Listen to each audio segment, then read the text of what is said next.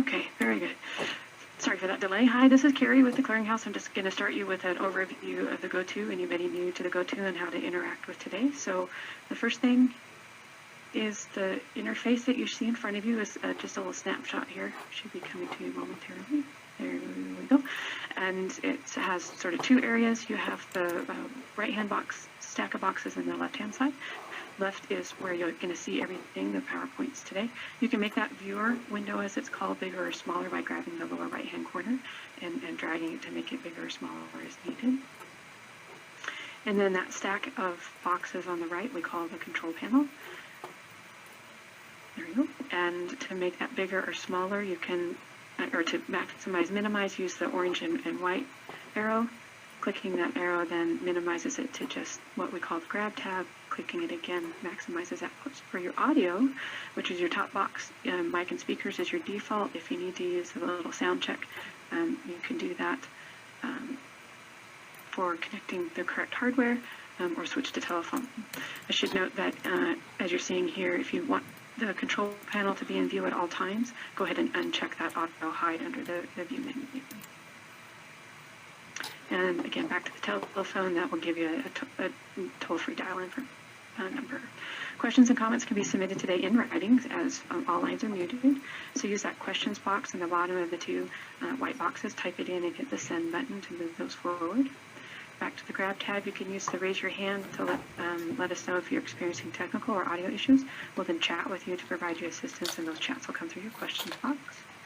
And a new feature in the stack of boxes in your control panel are now handouts. There's a handouts pane, and so you'll see there if you weren't able to find those before the webinar, you can quickly click to download those now. At the end, as you close out of the webinar, in your browser will pop up a very short 3-question survey. We appreciate your feedback. And today's session is being recorded and will be found at idahotc.com on our webinars page under the category for school-based Medicaid.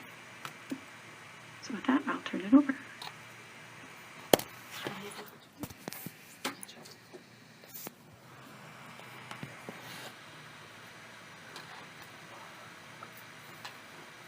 Good afternoon. This is Freddie Trinkle, and I am the Alternative Care Coordinator at the Division of Medicaid School-Based Policy. Hi, this is Shannon Dunston with the State Department of Education. I am the State Department representative that interfaces with Medicaid to assist schools in meeting their school-based Medicaid needs. So today we're going to talk about the rules that were approved during the 2016 legislative session, and they are effective July 1st, 2016. The first part, or the first information I want to talk about is the schools are Medicaid providers. So throughout this discussion, you might hear us mention providers, Medicaid providers. If you have a provider agreement with Medicaid, you are a Medicaid provider. And so oftentimes we will just talk about Medicaid providers.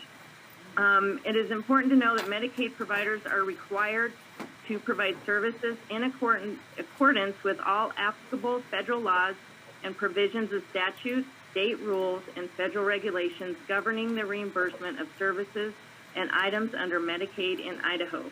The school district is responsible for knowing the applicable IDAPA rules, provider agreement, provider handbook, and provider information releases and other program notices. It's important to know that this is not all-inclusive. This webinar, the schools are solely responsible for understanding all information out there put out by Medicaid.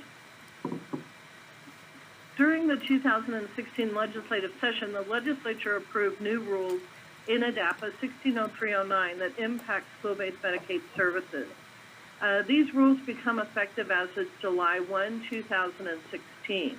This presentation is to give you a brief overview of what those upcoming changes are, as well as schools will need to read the approved rules, which are located at the School-Based Medicaid website. Just for everyone's information, we have also taken all of the other separate services and related service provider webinars and re-recorded them with the new rules. If a school files a Medicaid claim for June 30th, 2016 or before, they will need to assure compliance with the current set of rules.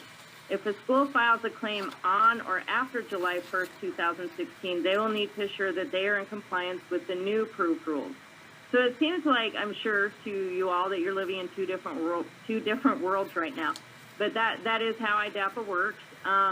The moment the new rules become effective, the providers would be required to follow those new regulations. The new regulations cover requirements in the following areas. So let's talk about telehealth. The rules allow telehealth to be provided for specific services by all state licensed professional providers who deliver OT, PT, and SLP.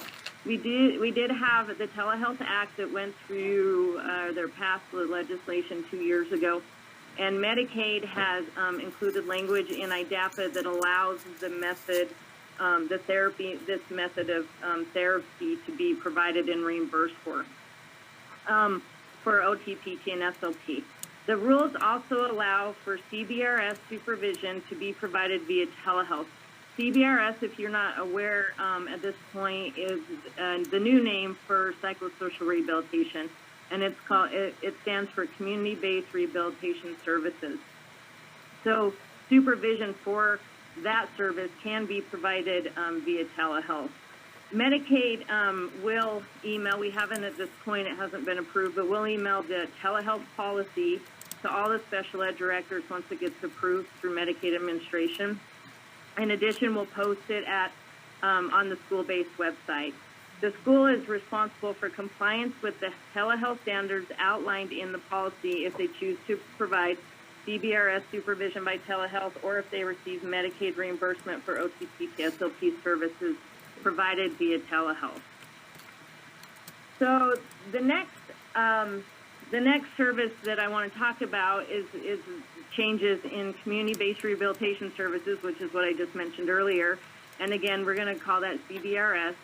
If a school, this is information that a school needs to maybe look at now, if you are looking at providing services July 1st or after for your kids, for currently PSR, which will be CBRS.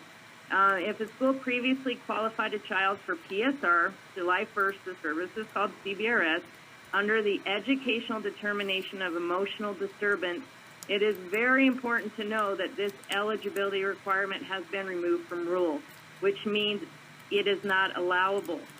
That doesn't mean that those kids will not qualify for CBRS, because they may and more than likely will.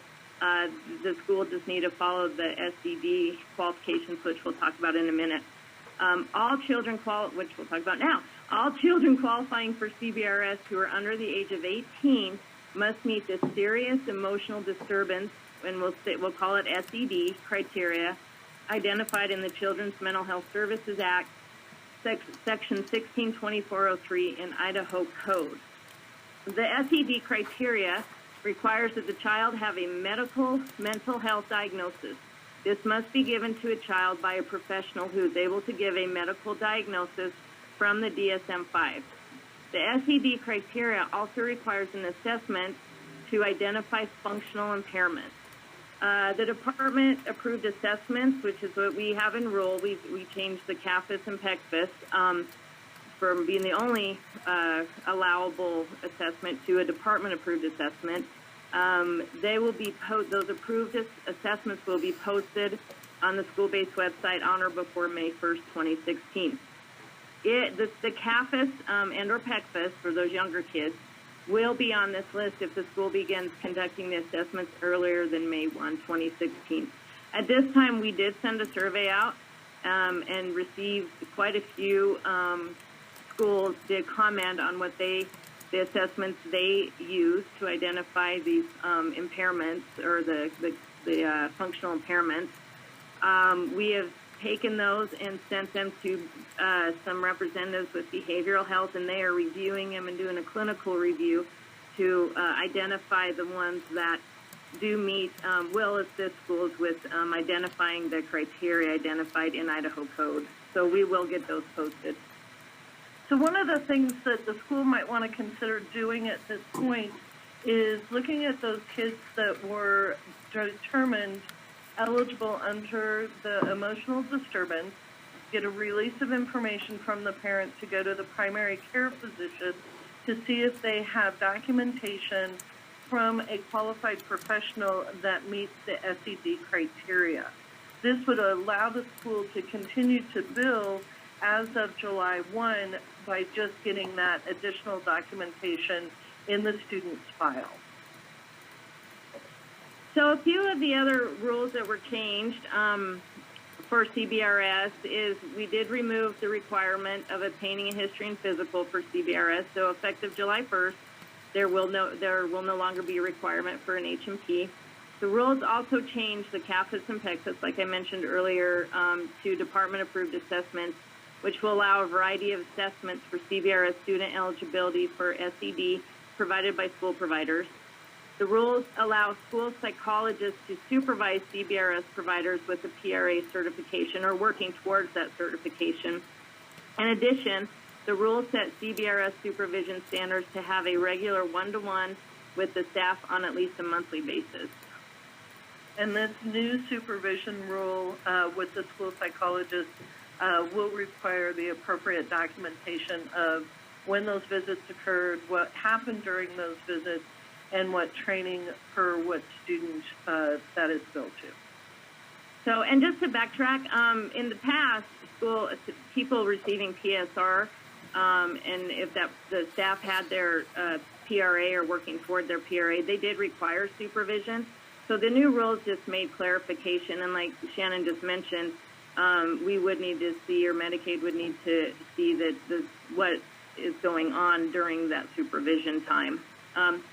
So, okay, let's talk about behavior intervention and the changes that will impact the schools maybe prior to July 1st if you're getting ready for July 1st. The rules remove the requirement for 2 raters for behavioral intervention student eligibility.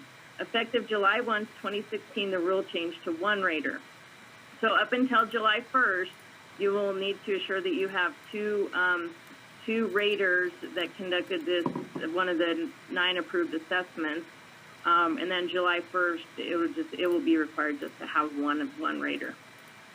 The rules remove behavior intervention group requirements, which will allow schools to determine the size of the groups at a maximum of 1 staff to 3 students. So currently there's a lot of requirements based on the behavioral standard deviations on how many staff can be with how many kids. We removed all of those requirements just to basically allow the school to make the determination what is best in your setting based on the child's needs, up to 1 staff to 3 students.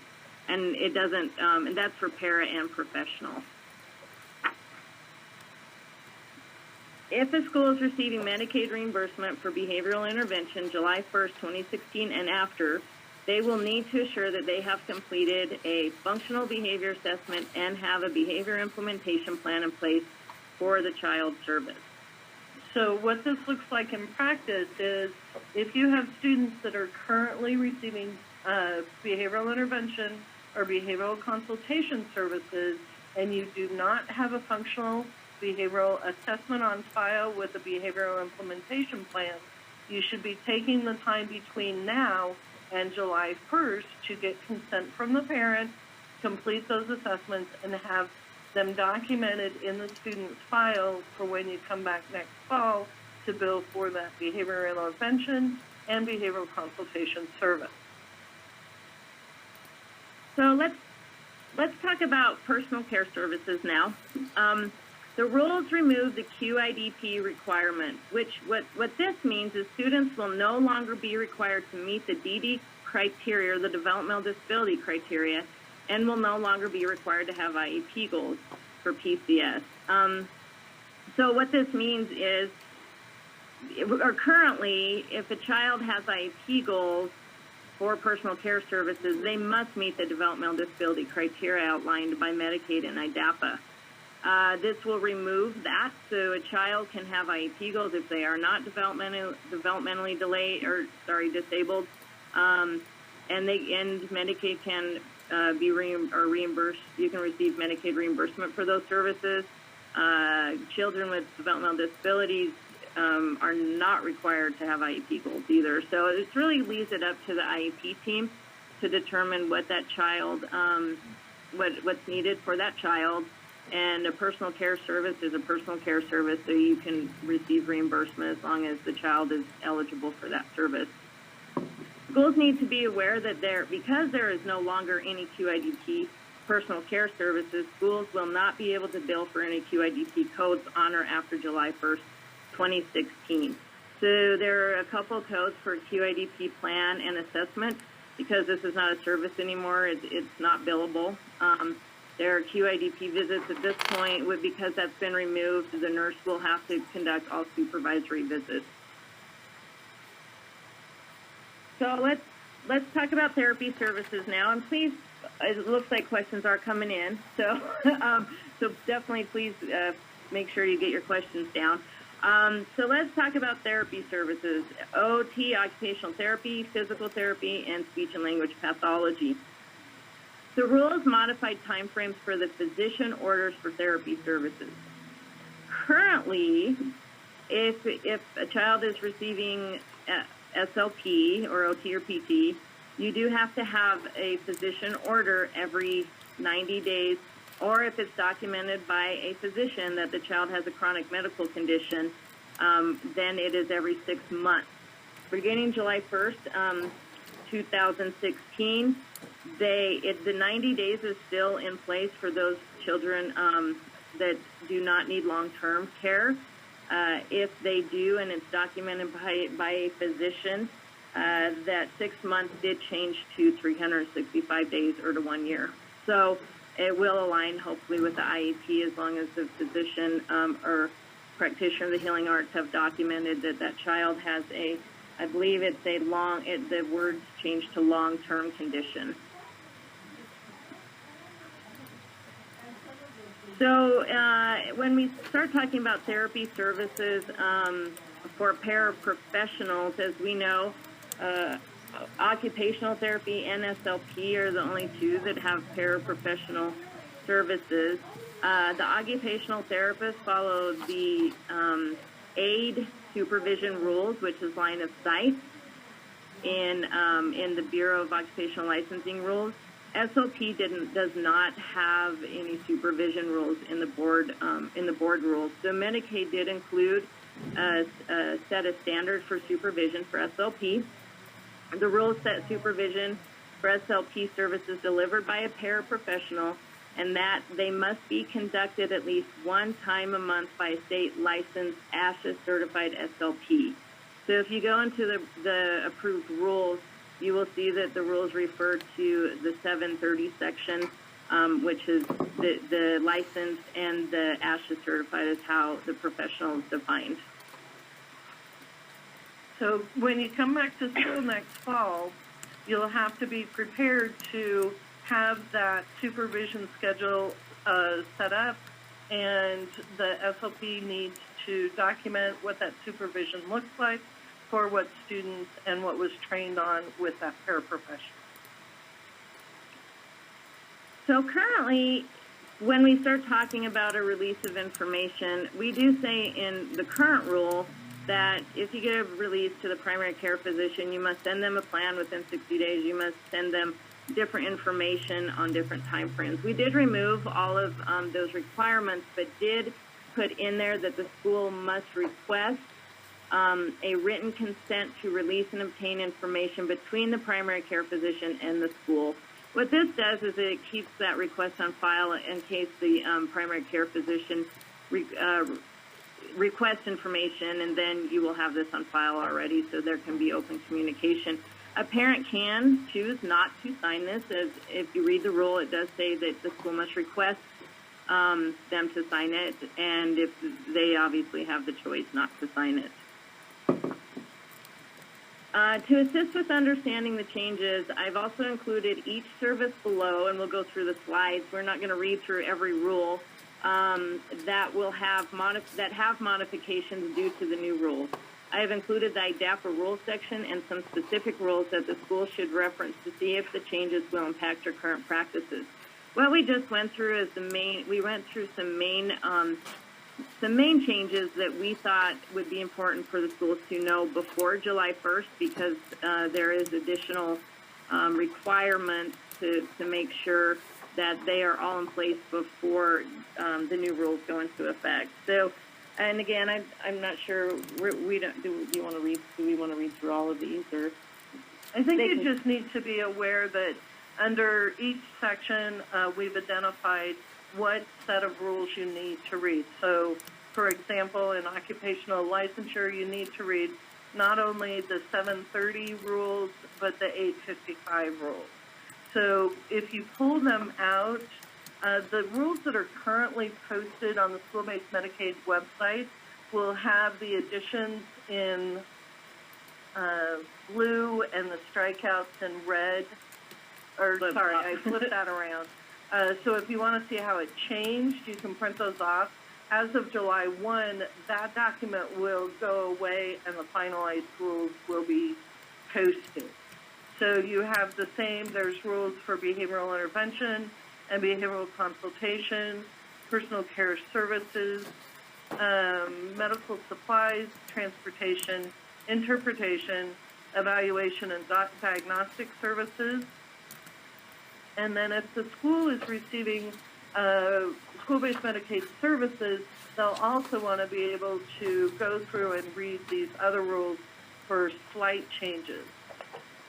So there is like Shannon just mentioned, there's a direct link to the approved rules found on the school-based website. It's over on the right-hand side, and it says new approved rules effective July 1st. And if you click that, it will go right to the approved rules. Understand that when we promulgate rules and they go into this official document that you will pull up, it only includes the sections that we open to make changes. So unfortunately, there are a few sections in there, I do believe in the 730, the therapy sections, that you may have to flip back to the current rules to see the sections. And you'll be able to tell what sections are missed because it'll skip from 733 to 736 or something like that. Was just an example. So I do believe all the school-based rule sections were open, so all of them should be in the 850 section when you look at those. So those are there, and like Shannon said, those will go away July 1st, 2016. I do not believe before that. They do click on right on that day, and then they will be found at, on the Idaho Office of the Administration Rules Coordinator website, and there's a link here, but also you can go right to the school-based website and you'll see 160309, and you can click on that and they'll have all the new rules posted. Okay, so we're going to go through the questions. Since my eyes are so bad I can't see them at all, can you read them out loud? Okay. So I'm going to read them in the order that they came in because they will follow the order of the presentation. The first question had to do with CBRS supervision. Will a form be provided to document this supervision? So no, not for Medicaid. Medicaid has been real. What we've noticed in the past is when we give examples, everyone seems to use them, and they don't feel like they can modify our examples. We do leave business practices up to the business.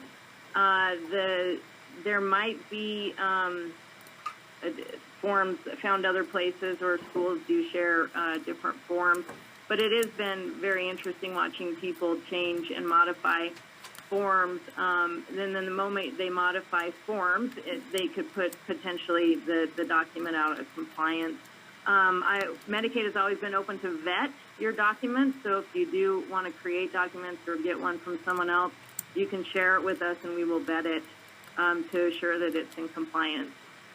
Just a piece of information, Freddie and I have been going through the school-based Medicaid guidance document that was a collaborative effort by several school districts and school-based Medicaid providers in the school billing offices, and this guidance document will be completed and posted prior to July 1.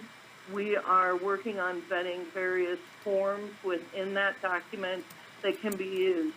Again, I'm going to repeat what Freddie said. when people change the forms, they need to re-vet them through Medicaid to make sure that whatever modification they made to those forms meets the letter of the rule. So our next question has to do with SED. How recent does the SED documentation need to be to determine need for CVRS? So I guess let's talk about what the SED documentation looks like. So the first step is a medical mental health diagnosis. We do have in rules that assessments and must be updated at least every 3 years. With mental health piece, you may want to look at that. These kiddos, if they have a medical diagnosis, are generally going to a psychologist or a social worker or someone that is looking at that often. So really in rule, if you would want to look at that at least every 3 years. The assessment that identifies the impairment in rule has to be done on at least an annual basis. So the next question, is an FBA and BIP, or Functional Behavioral Assessment and Behavioral Implementation Plan, required for 1.5 standard deviations and 2 standard deviations now? Yes. So in the past, right now, currently, they are not required for anything. So in rule, and if any of you went to our trainings, you would have heard us say this, that we highly recommend you do this. It supports your claim to Medicaid and also supports the quality of services that's being provided, but it never has been required. And July 1st, 2016, it will be required for any child that's receiving any type of behavior intervention. Will any diagnosis made from the DSM-5 qualify a student as having an SED in combination with a CAPA score? It has to be a mental health diagnosis, so it would need to come from a mental health professional, and there's a lot of them out there, licensed professional, so it must fall into that mental health. CBRS is a mental health service, therefore it must have a mental health diagnosis. Does the 1 staff to 3 students apply for both a BI para and a BI professional level? It does, yes. The new rules are allowing the schools to determine how to meet the needs of each individual student, and it's not based on the standard deviation or the level of staffing. So 1 to 3 could be any of the standard deviations with a para or a professional. To clarify, is an FBA and BIP also required for behavioral consultation? Can you go back to that one? Okay, Freddie's going to look up and rule, and I can answer the next question. We have a student on a 504, not PD. Can we bill Medicaid for personal care services? Under the rules of school-based Medicaid services, the student must be on an IEP to receive the services that are outlined in IDAPA Rule 160309, 850 through 859. However, if a student has a medical need, an EPSDT or request can be made to the department with appropriate documentation that might qualify that student under the EPSDT rules for Medicaid reimbursement. So back to the clarification question of the FBA and BIP for behavioral consultation. So no, normally a behavior consultant, they're going to do the FBA and help with the BIPs and train on them, but no, to receive behavioral consultation, it is not required to have FBA or BIPs. But to receive behavior intervention, yes, it is required. Next question. If an OT was supervising an aide within a line of sight supervision, could they bill for a student with Medicaid coverage as well as the aide billing for the student with Medicaid coverage? Could the aide be billing at the same time The professional is billing if the professional is working with somebody but in line of sight of you. Yes. So the answer is yes. Medicaid consent to exchange with the primary care physician. We have this in our one-time consent. Does this still cover this, or do we need a second consent? Some schools use different forms, so I would have to look at the form. But if it says that the school or the parent is signing off to release and obtain information, then it would be in compliance. We strongly suggest that you have these vetted through Medicaid to make sure that you've met all of the legal components of those documents. The next question. SLP supervision of a para, is it observing one session, any student one time per month, or does the SLP have to observe and supervise for every student the para provides service to?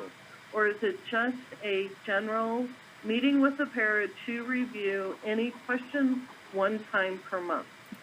So I'm going to read the exact rule, and then we'll talk through it after that. The professional must, I want to make sure I'm at the right rule. Hold on. I'm in the right rule. Okay, the professional must observe and review, so the supervision must be observing and reviewing the direct service performed by the paraprofessional on a monthly basis, or more often as needed, to ensure the paraprofessional demonstrates the necessary skills to correctly provide the SLP services. So if they must observe the paraprofessional on a monthly basis. My question to the school and to the SLP would be, how are they demonstrating the necessary skills to correctly provide the SLP service to that other student? How are you assuring that they are providing the right service to each student? So based on the way this rule is written and the intent of the supervision, I would expect to see that they're observing the service to every student that they're providing paras to assure that they're providing the correct SLP service to them. Next question. Who can determine if a student has a long-term condition? Is this only the primary care physician? So in rule, and I'm just thinking if I have the rules in front of me, in the 733 section, which is where the orders is, it says, let me make sure I get to the right rule, therapy for individuals with long-term medical condition as documented by a physician, nurse practitioner, or physician assistant must be reordered every 365 days. So the only the only people that can determine that the child has a long-term medical condition is a physician, nurse practitioner, or a physician assistant. A lot of schools put this on, a sentence or information on their order form. And if the doctor marks it and signs it, or one of the practitioners of the healing arts identified in rule, then that would tell us that they agree that that child has a long-term condition. When SLPs conduct once-a-month supervision for SLP paras, can that be a billable time? No. How we do our rate methodology for Medicaid is we include any supervision that's required into the rate methodology. The next question is, using an SLP para and paraprofessional one time a month is not allowed in a community-based service for Medicaid billing.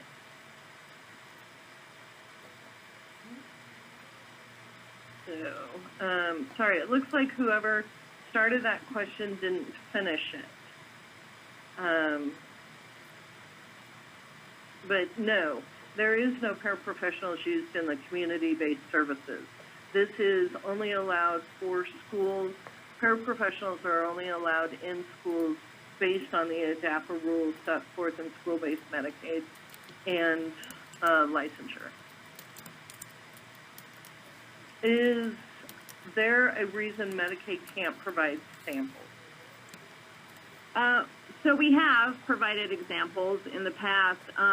a lot of times we leave it up to the businesses to do that. So again, like I said, we have provided examples, and people modify them, and then they become out of compliance, or they just use them, and then if direction or allowances have changed, then they don't meet those allowances, and they don't feel that they can modify those at some point. So if we really leave it up to, we give the providers the rules, and we want them to look at how they can be in compliance under their own business practices. The question is based on 160309, 1501 psychotherapy section. I noticed that psychotherapy section does not list endorsed or certified school psychologists as a possible provider. Nationally, a school psychologist can provide and bill for psychotherapy because we are trained in psychotherapy with an intent to provide this service within a school and for students who do not access in other community-based mental health professionals, i.e. they live in a small town, low SES, etc. Is there any way that endorsed or certified school psychologists can be added to this list of providers? So at this time, no. If there are ways to discuss this with Medicaid. I'd like to hopefully stick with the current rules that are going, or the rules that are going to affect July 1st. There is no way to change any of the rules as they've been approved by the legislature right now. So down the road, it would be something definitely worth bringing up to Medicaid. I was sorry, I was just trying to think. It was brought up, and it was determined through Medicaid that they would be required to get the PRA certification to get the specific mental health training. So again, this is something that maybe we can discuss down the road, but today is probably not the best time since our rules have already been approved. Does this affect licensure for SLP 3C with the IBOL if they bill supervising one time a month in school? I guess I'm unclear on the question. Does it affect what? My understanding is the Idaho Occupational Licensure Board has approved for licensed SLPs with their 3Cs to provide supervision to paras in school. Is that accurate? We did meet with IBOL around this, and because the exemption in Idaho code that allows schools to basically function differently than they are identified in IDAPA for the licensing, they felt that it was not their place to discuss this. So it was put in Medicaid's hands to determine this, because they don't look at people who are not licensed and working in the school setting. Did that answer? Okay. Can a special ed teacher with the USPRA certification supervise CBRS? No, it's pretty clear in rule. Let me flip back to it on the exact language and who can provide it. So the people with the PRA certification are the people who must receive the supervision. So, so a person with the certification can supervise someone else with certification, but they must be supervised by a licensed behavioral health professional, a physician, a nurse, or an endorsed certified school psychologist. Those are the only people that can supervise for CBRS. I'm confused by BI group size. Just to clarify, it can be larger than a group of 3, and does it still need to be in the parameter of social skills similar to programming?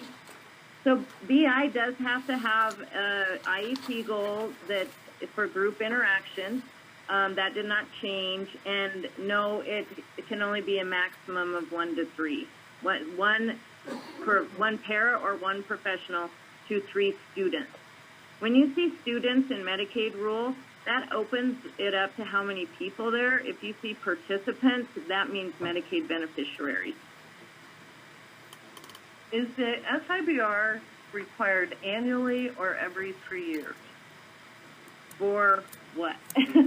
So, if we're talking about behavior intervention, behavior consultation, which I think we are, to look at the developmental disability criteria, you must have the SIBR for those kids above the age of 3, I believe. And there's 2 other options, but one is for under the age of 3, and I'm not sure what the other one is. I forgot. But the SIBR must be looked at and redone every 3 years for the developmental disability criteria, because it must be current status, or at least every 3 years. If we are talking about behavioral intervention and you're using this SIBR for the behavioral piece, that is 3 years as well. Is a school psychologist diagnosis a medical diagnosis? From a licensed clinical psychologist can diagnose, from my understanding and what we've heard, most school psychologists are not licensed in the state of Idaho. I don't want to speak to every school psychologist because I'm not aware of their credentials, but if they are not licensed and have a clinical license in the state of Idaho, they cannot diagnose under the DSM-5. I would recommend you talking to your school psychologist, because most school psychs I've spoken to said they do not diagnose a medical diagnosis. Does autism qualify as a mental health diagnosis if it is from the DSM-5?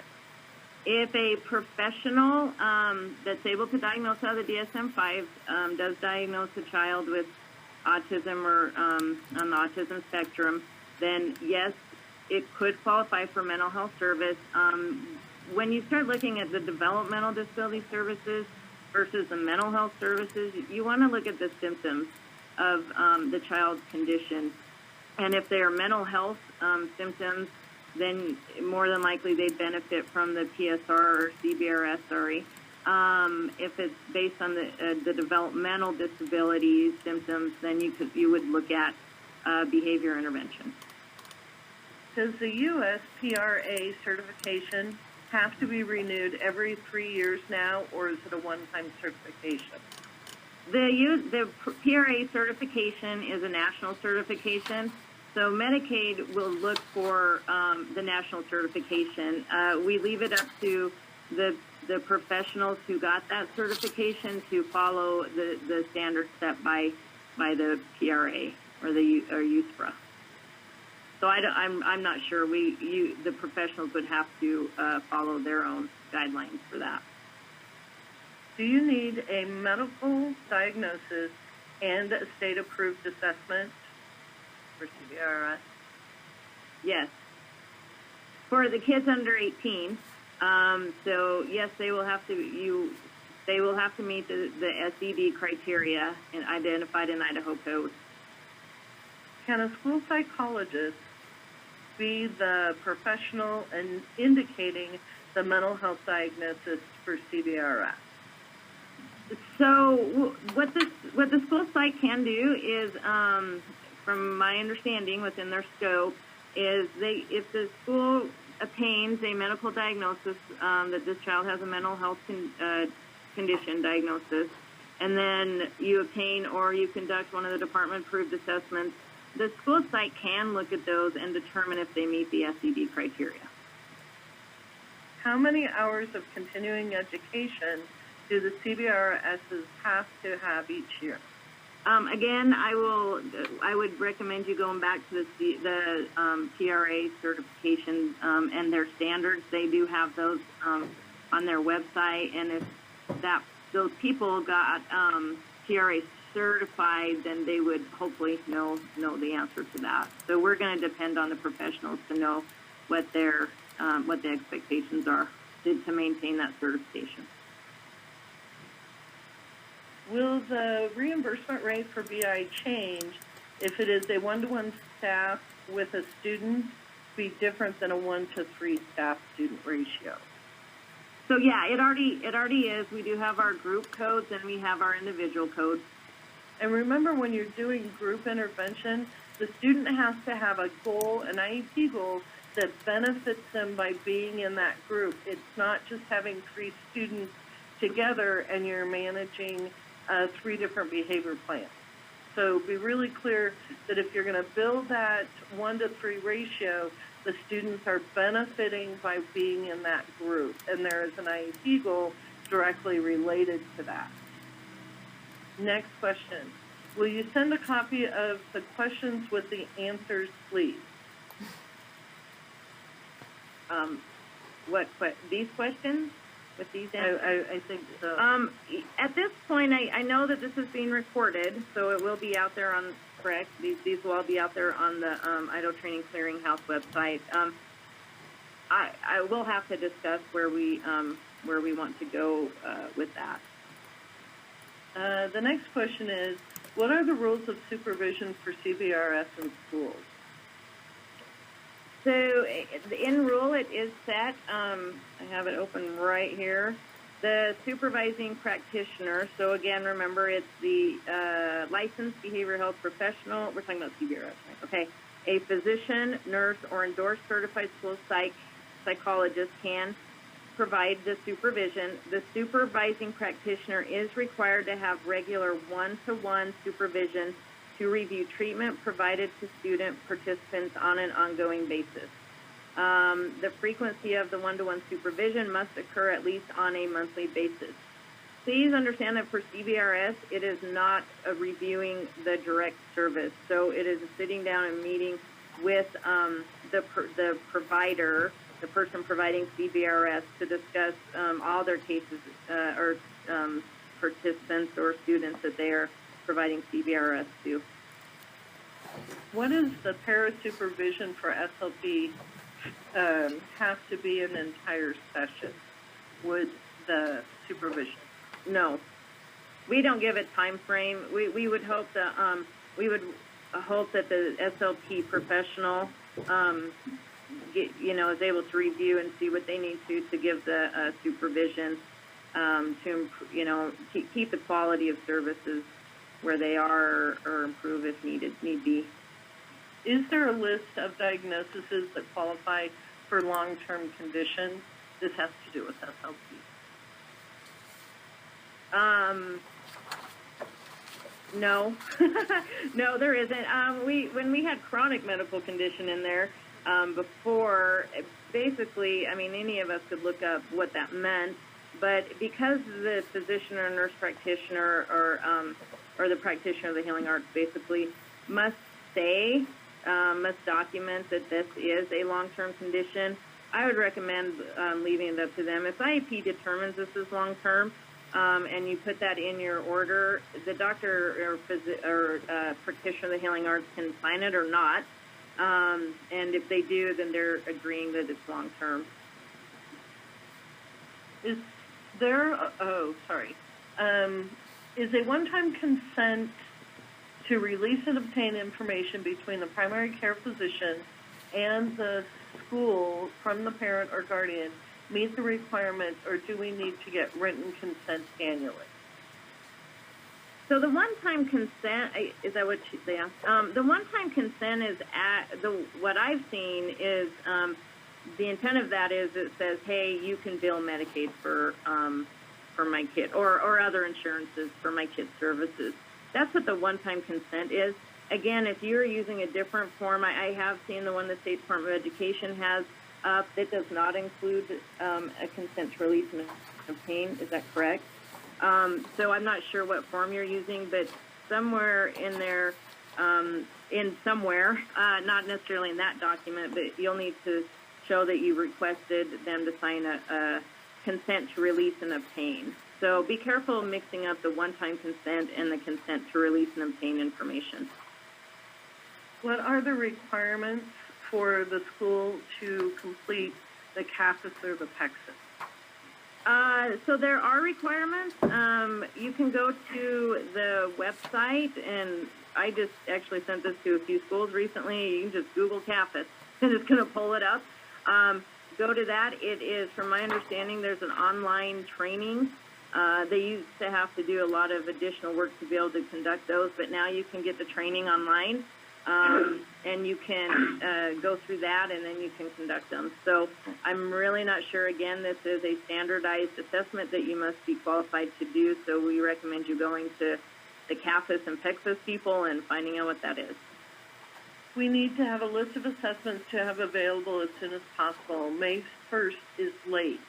Could the list be sent out ASAP or today? So, no, we do not have it. I think I mentioned this earlier. There is a process to go through department-approved assessments. We did receive the school's input.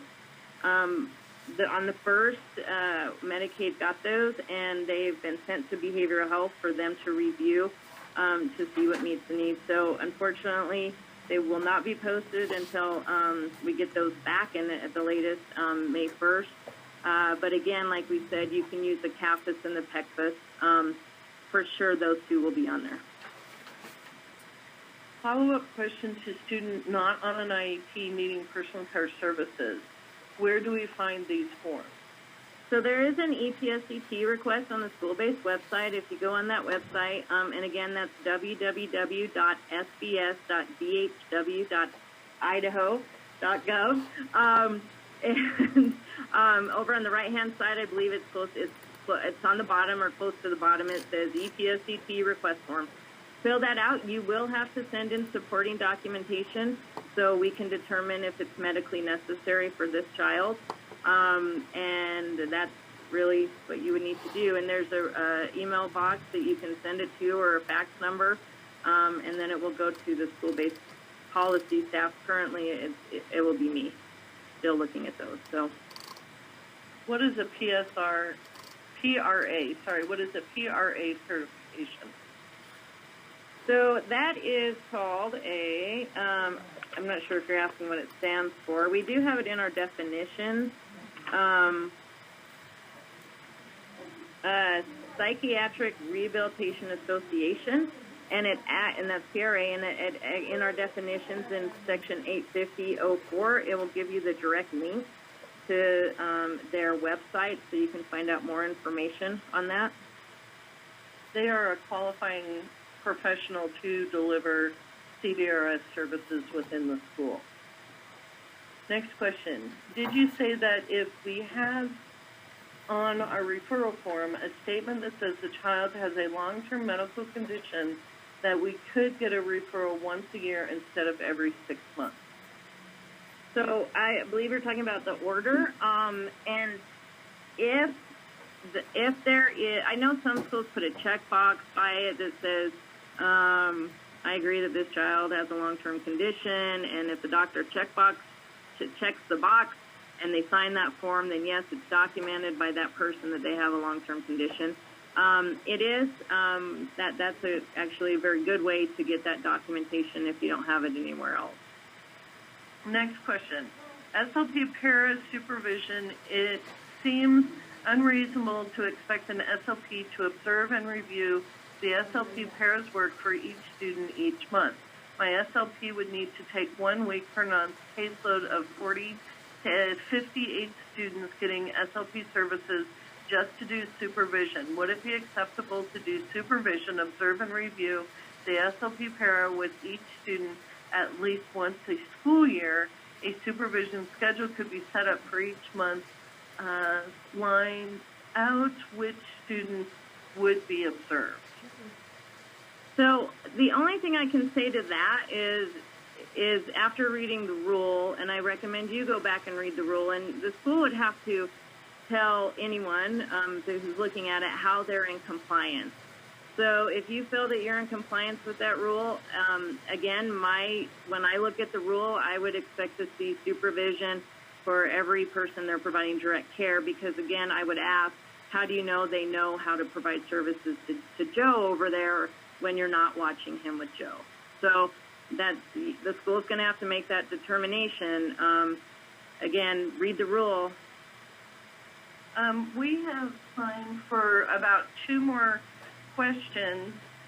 So if the SIBR is the only adaptive assessment that can be used to determine if a student needs the developmental disability services that are related to behavioral intervention, for example, can we use the Vineland? So there's 2 pieces to determine the eligibility for behavior intervention, and we have to remember that. So the first piece is determine developmental disability to see if they meet that criteria identified in Idaho Code and Rule, and that's in that's in Rule 1603.10.501. And then you look at 503, and the bar is, I believe, within our age range. That's the only one that can be used to determine that. When we start looking at the behavior qualifications or eligibility requirements, then yes, there are currently 9 approved assessments out on our website that they can use that currently must have 2 raters. Effective July 1st, then those will go to 1. But those kids must meet the developmental disability criteria first before you can look at the behavior intervention piece. And we're going to take one more question. If you have additional questions and those questions that we didn't get to, if you could send them either, send them straight to Freddie, and she will do her best and CC me on her response. So the last question is going to come down to, will there be additional training around school-based Medicaid services? And that brings us to our last slide. Okay.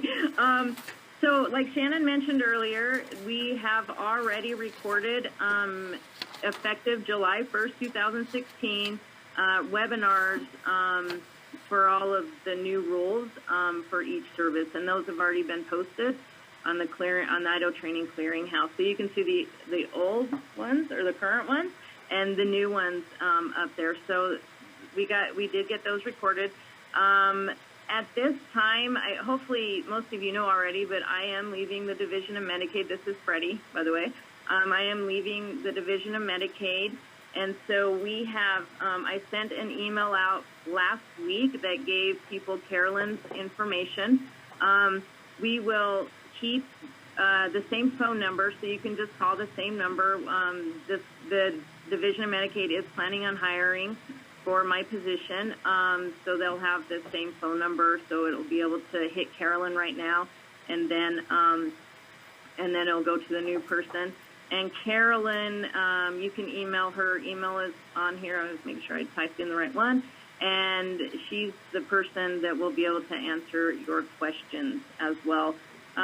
Future trainings, I'm going to hand that over to Shannon because I'm not sure. We need to wait for the Division of Medicaid to fill Freddie's position, and there is the expectation that whoever the new individual is, we will continue our efforts to collaborate and provide ongoing TA to the district and regional trainings in the future based on time and money. So if there's any other questions, we're sorry we ran out of time, but send them to Freddie. She will CC me. We have been given notice that during the next couple of weeks as she transitions to her new job, she'll still be available for some questions. Thank you for your time. Have a great afternoon.